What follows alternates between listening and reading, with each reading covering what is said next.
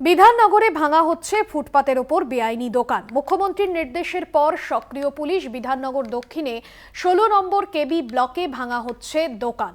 বিধাননগর দক্ষিণের 16 নম্বর কেবি ব্লকে দোকান ভাঙা হচ্ছে। মুখ্যমন্ত্রীর নির্দেশের পর সক্রিয় পুলিশ। ফুটপাতের উপর বেআইনি দোকানগুলো ভাঙা হচ্ছে বিধাননগরে।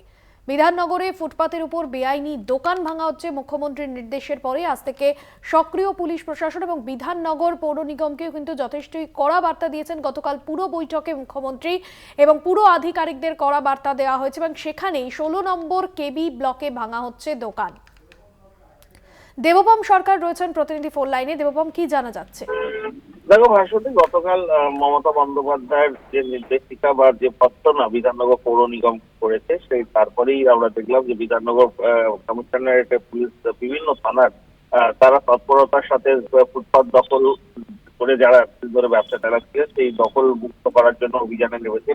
এবং তোমাকে বলে রাখি যে গতকালই আমরা দেখেছিলাম সেক্টর 5-এ তারা হানা দিয়েছিলেন এবং সেক্টর 5-এর যারা দোকানদাররা আছে তাদেরকে বলছিলেন যে সরে যেতে।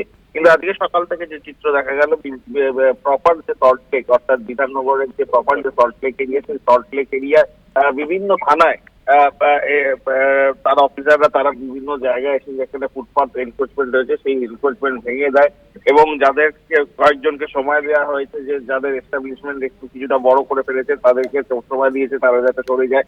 এখানেই একটা প্রশ্ন তুলছেন যে বিধাননগরের বাসিন্দারা যে দীর্ঘদিন ধরে যে এই যে ফুটপাত দখল বা এই যে ফুটপাত দখল মুক্ত করার যে অভিযান এর আগেও কিন্তু নেওয়া হয়েছিল, কিন্তু তারপরে কিছুদিন পরে কিন্তু আবার তারা কিন্তু যথাস্থানে বসে গিয়েছেন।